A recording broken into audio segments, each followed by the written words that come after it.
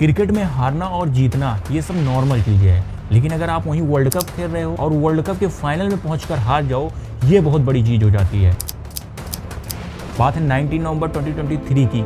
ये वो समय है जो आज भी इंडियन फैंस के दिलों में चुभता रहता हो, और ऐसा हो भी क्यों ना, क्योंकि उस दिन करोड़ों इंडियन क्रिकेट फैंस के दिल टूटे थे। इंडिया वर्ल्ड कप के फाइनल में पहुंच के ऑस्ट्रेलिया से वर्ल्ड कप फाइनल हार गई थी। उस हार की वजह को कुछ लोग रोहित शर्मा को मानते हैं और कुछ लोग मिडिल ऑर्डर बैट्समैनों को, जिनकी वजह से इंडिया वर्ल्ड कप जीतते जीतते हार गई थी। लेकिन क्या ये बात सच है? चलिए जानते हैं। 2023 के वर्ल्ड कप में इंडिया 10 में से 10 मैच जीतकर नंबर 1 पॉइंट पे खड़ी थी। रोहित शर्मा जिन्होंने पूरे टूर्नामेंट में अपने घातक बल्लेबाजी से तहलका मचा रखा था, वहीं दूसरी तरफ Virat Kohli, KL Rahul continuously performance करते जा रहे थे, और बॉलिंग में बुमराह, मोहम्मद शमी, कुलदीप यादव जो अपने बॉलिंग से सामने वाली टीमों पे कहर मचा रखा था। कोई भी टीम इंडिया के आगे टिक ही नहीं पा रही थी। ऐसा लग रहा था कि 2011 के बाद 2023 में इंडिया वर्ल्ड कप जीतने वाली है, लेकिन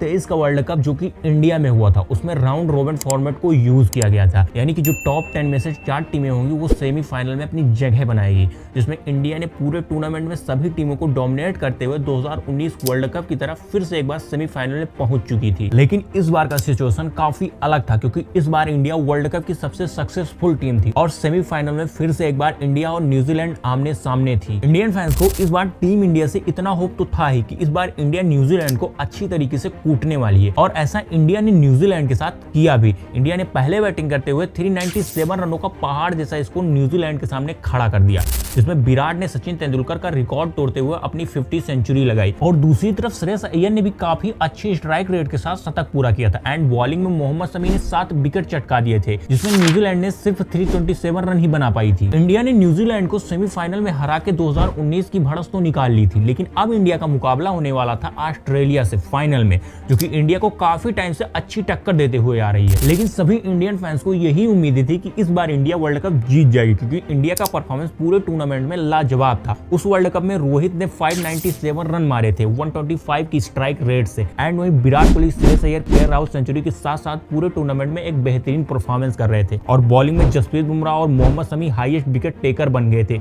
बुमराह ने उस वर्ल्ड कप में 20 विकेट लिए थे, और दूसरी तरफ मोहम्मद शमी ने 24 विकेट चटकाए थे, जिसमें 2 बार 5-5 विकेट लेने का और 1 बार 7 विकेट लेने का कारनामा शामिल था। जिस टीम के पास इतनी अच्छी बॉलिंग लाइनअप हो और इतने खतरनाक बैट्समैन हो, उस टीम का फाइनल में हार जाना, दैट्स सो अनरियल। अब इंडिया और ऑस्ट्रेलिया का वर्ल्ड कप फाइनल अहमदाबाद के नरेंद्र मोदी स्टेडियम में होने वाला था। दोनों टीमों के फैंस के एक्साइटमेंट लेवल काफी हाई लेवल पे थी। 19 नवंबर को सिक्का उछाला जाता है और इंडिया टॉस जीत जाती है। टॉस जीतने के बाद रोहित शर्मा ने डिसीजन लिया बैटिंग करने का, बट लोगों को रोहित शर्मा का ये डिसीजन काफी खराब लगा, क्योंकि वर्ल्ड कप का फाइनल था, इसमें इंडिया को पहले बॉलिंग करना था। But after all India batting करने आती है और ओपनिंग के लिए रोहित शर्मा, शुभमन गिल आते हैं। अब इंडिया का स्टार्टिंग पोजीशन काफी स्ट्रॉन्ग था। हर मैच की तरह रोहित शर्मा इस मैच में भी अपने बल्ले से सामने वाली टीम पे कहर बसाना स्टार्ट कर देते हैं। ऐसा लग रहा था कि बस अब इंडिया को वर्ल्ड कप जीतने से कोई नहीं रोक सकता, लेकिन ये तब तक ही लग रहा था जब तक रोहित शर्मा बैटिंग कर रहे थे, क्योंकि रोहित ने 31 बॉल में 47 रन बना दिए थे, जिसमें 4 चौके और 3 छक्के शामिल थे।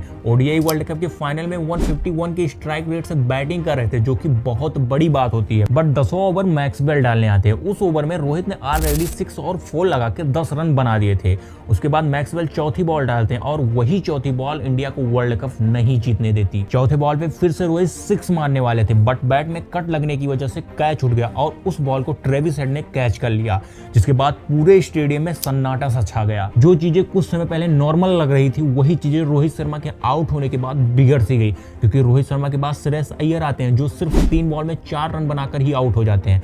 अब इस वक्त इंडिया का 10 ओवर में 81 रन पे 3 विकेट हो चुका था, जिसके बाद विराट कोहली और केएल राहुल कुछ समय तक टिके हुए थे। दोनों ने मिलकर 67 रनों की पार्टनरशिप भी बनाई थी। ऐसा लग रहा था कि ये दोनों पारी को संभाल लेंगे, लेकिन 29 ओवर के तीसरी बॉल पे वही होता है जिस चीज को इंडियन फैंस को डर था। पैट कमिंस के उस ओवर में विराट कोहली 54 रनों पर आउट हो जाते हैं, जिसके बाद सभी इंडियन फैंस की आंखें नम हो चुकी थी। उस वक्त इंडिया का स्कोर था 29 ओवर में 148 पे 4 विकेट। जिस इंडिया टीम ने 9 ही ओवर में 76 रन बना दिया था, वही इंडिया टीम ने 19 ओवर में 72 रन ही बना पाती है। उसके बाद केएल राहुल भी 66 रनों पर आउट हो जाते हैं, जिसके बाद इंडियन फैंस की सारी उम्मीदें खत्म हो जाती है। इंडिया 50 ओवर में सिर्फ 240 रन ही बना पाती है, लेकिन अभी भी उम्मीदें थोड़ी सी बाकी थी, क्योंकि उसी वर्ल्ड कप के एक मैच में इंडिया ने ऑस्ट्रेलिया को 199 के स्कोर पर ऑल आउट कर दिया था। तो लोगों को ऐसा लग रहा था कि इंडिया के बॉलर ऑस्ट्रेलिया को 240 रनों का टारगेट नहीं पूरा करने देंगे। इंडिया की बॉलिंग शुरू होती है और मोहम्मद शमी डेविड वार्नर को 7 रन के स्कोर पर आउट कर देते हैं, और उसके बाद सभी इंडियन फैंस के दिलों में थोड़ा सा सुकून आता है कि हाँ, अभी भी हम मैच जीत सकते हैं। लेकिन अभी भी पिच पे एक खिलाड़ी खड़ा हुआ था जिसका नाम था ट्रेविस हेड। 41 रनों पे ऑस्ट्रेलिया का फिर से एक विकेट जसप्रीत बुमराह ले लेते हैं, एंड उसके बाद फिर से एक बार जसप्रीत बुमराह स्टीव स्मिथ को आउट कर देते हैं। उस वक्त पे ऑस्ट्रेलिया का स्कोर था 47 पे 3।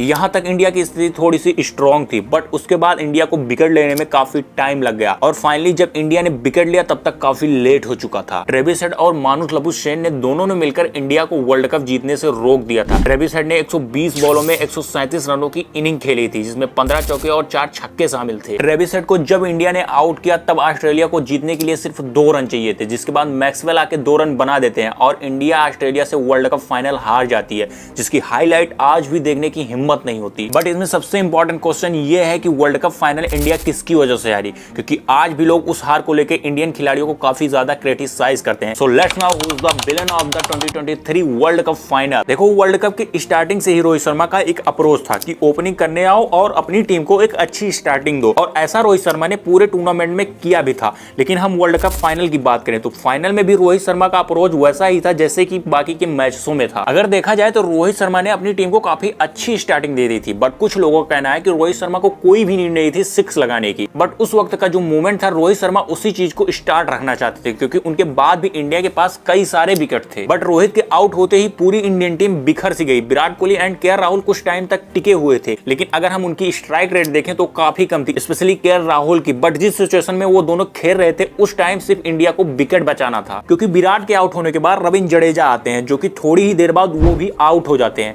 हाँ, अगर वर्ल्ड कप के फाइनल में हार्दिक पांड्या होते तो शायद इंडिया 300 का स्कोर पूरा कर लेती, लेकिन हार्दिक पांड्या को बांग्लादेश के अगेंस्ट एंकल इंजरी हो जाती है, जिसकी वजह से वो वर्ल्ड कप फाइनल नहीं खेल पाते। बट अगर हार्दिक पांड्या होते तो शायद इंडिया वर्ल्ड कप फाइनल जीत जाती, क्योंकि इंडिया का स्कोर काफी कम था, और जब ट्रेविस हेड आउट हुए तब तक काफी लेट हो चुका था। अगर इंडिया 240 के स्कोर में 50 या 60 रन और जोड़ देती तो शायद इंडिया 2023 का वर्ल्ड कप जीत जाती। बट इसमें आप लोगों का क्या ओपिनियन है, आप लोग भी कमेंट में बता देना। एंड वीडियो अच्छी लगी हो तो उसे लाइक कर देना और चैनल को भी सब्सक्राइब कर लेना, ताकि इंडियन स्पोर्ट्स से जुड़ी हुई हर अपडेट आप लोगों तक सबसे पहले पहुंचा करे। तो चलिए गाइस, अब मिलते हैं किसी नए वीडियो के साथ, तब तक के लिए जय हिंद दोस्तों।